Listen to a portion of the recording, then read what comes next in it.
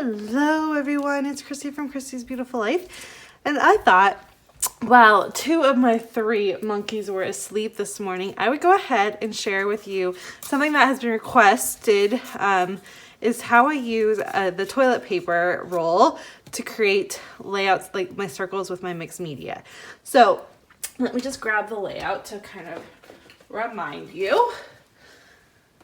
So I have this layout here that I created for Jen, or so Kay's mom's, when we did her 1,000 subby YouTube hop.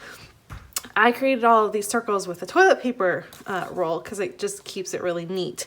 And a bunch of people asked me how exactly I did it. So I'm going to just kind of show you.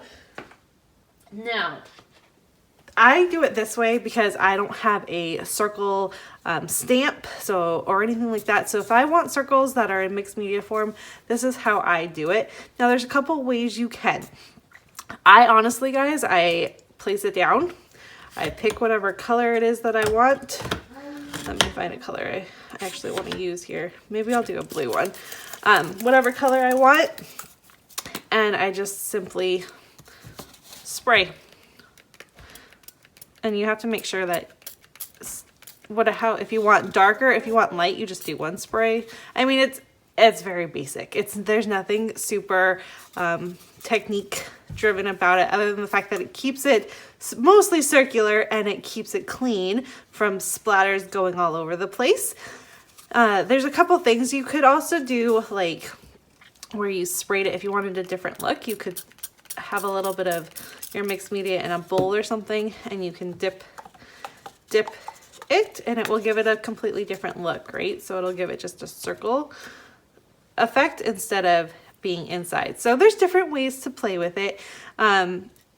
Just remember, it's cardboard, it's paper, and you're using a wet medium. So as you go around, it does tend to loosen up and get mucky and yucky, and you need to be very cautious about when you're spraying. There is on the inside of it, the mist that sprayed that didn't go onto your paper is now in there.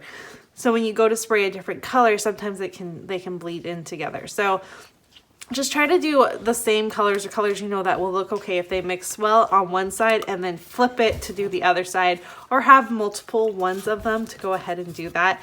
There's lots of different things. It's like I said, it's nothing complicated, which is why I like it. I don't do complicated mixed media. It's not my thing.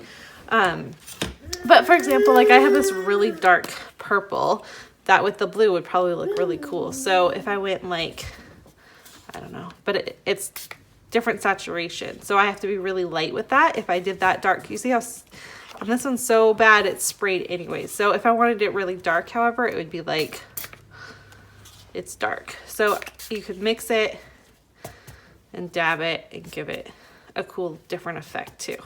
So lots of different things that you can do. Obviously you can use your different mediums. I just happen to have a bunch of mists on hand, so that's what I use as my spray mists.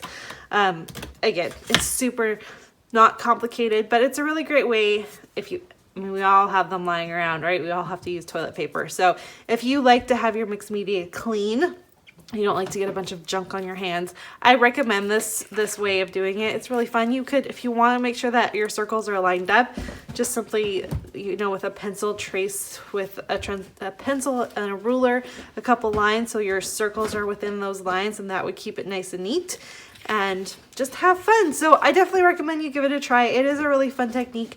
Like I said, just remember it's paper. This is cardboard, it's paper. So it does start to soften up and it does get mucky.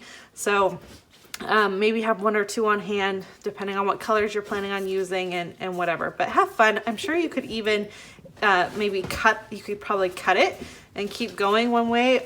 You might even be able to get a little bit of it if you did a smaller piece. You could cut it, put it in your mixed media and roll it and see what kind of technique that would give. I don't know, I haven't tried that. But that is my toilet paper technique and how I get my mixed media circles. So, oops, Mr. Bear. I hope that helps. If you have any other questions, please just let me know. I'll make sure to answer them for you. I do recommend with your pattern paper, or your paper that you're using. This one has a very mild amount of gesso on it, but it is gessoed. So I do recommend having a bit of protection on it just for the saturation portion, depending on what type of cardstock you use. If you use, you know, mixed media, okay, pattern paper, then it's no big deal. It'll take it, it'll be fine. But I don't, I buy really cheap Walmart paper. So if I did this without any type of protection, it seeps in and then it has this weird little, it bleeds and it makes this weird effect to it. So I would recommend, if you haven't, maybe go ahead and do not a thick covering, just a light covering of gesso so that it doesn't absorb that way. But then remember that it is gesso. So if you wanted to, you could even like then put an extra amount in your circle and use any type of thing and it'll spread out because it's gessoed. So you can make the messy circles if you wanted. Lots of different things you can do. Yeah, so there you have it. Like I said, please let me know if you have any other questions or want to know what else I do. It's like I said, it's as basic as it gets. I don't do messy and complicated mixed media. That's not my thing. So there you go. Thanks everyone so much for watching and we'll see you later. Bye.